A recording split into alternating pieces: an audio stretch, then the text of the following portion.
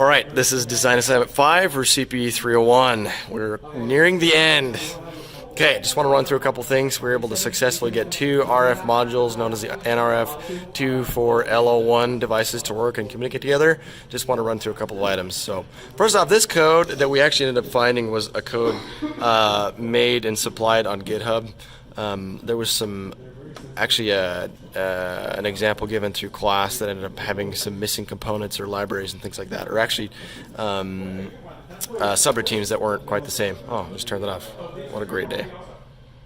Let me turn that back on.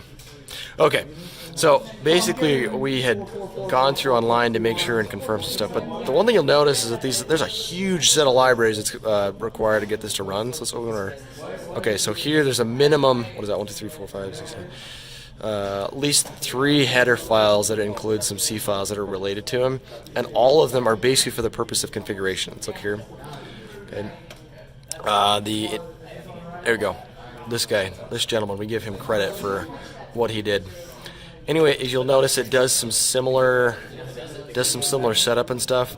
Basically, setting the addresses for a couple different things, but then it actually goes into setting and defining configuration registers for the device itself, right? You have to go in there and actually configure the locations you're going to be using some stuff from, as well as configuring the registers internal to the device. So after startup, all this stuff that's what happens. Actually does a power down mode. It'll flip everything on and configure the stuff as a part of the initialization subroutines that are set. So setting mask, setting these subroutines, we currently have it set on so it actually doesn't interrupt on the RX pin to be able to say, hey, okay, I have received a message. So anyway, I'm not going to scroll all the way through. This code is obviously included in GitHub, but there's a lot. We just need to realize that there's a lot of setup that's required to make sure this gets configured correctly. So as a part of this, we'll do UART communication, be able to see some stuff. I mean, we could leave it out, but for our convenience, we're able to see what was being sent and received. We're going to work back and forth. Here's these libraries. And then last time, basically we did the same thing. In this case, we're taking an ADC temperature value from the LM35 or LM34, depending on which device you currently have with you. So here we go.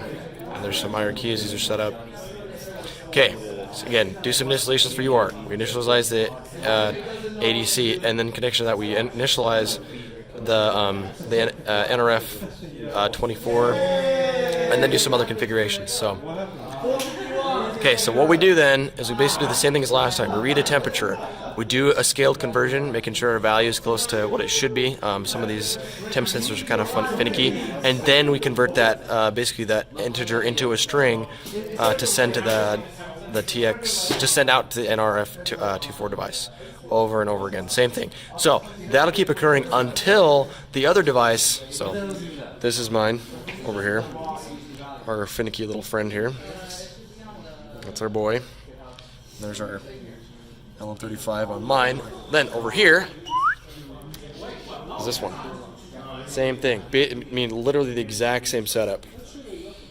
The only difference, actually I'll go back and I'll look at the the configuration registers, but same thing, right? We basically have the same code running back and forth, but in other words, this code is currently set up to just keep running over and over and to keep pushing stuff at the other one until it actually receives something back. Then it ends up getting a correct connection, and we see something. So if you look here, over and over, we keep getting sent. Okay, there we go. Keep getting sent until we actually get something received to us. So I'm going to keep sending this over and over and over until finally something breaches the other one and it gets an interrupt and sends to this one too. So there we go. So that's the other device sending. Got another one.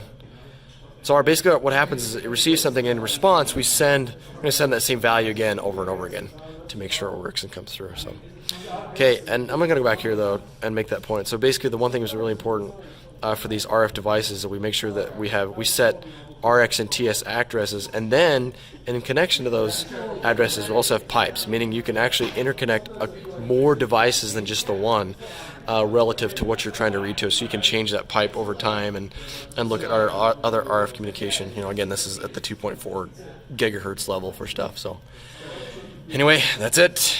That's our device. That's this design assignment. Thanks for watching.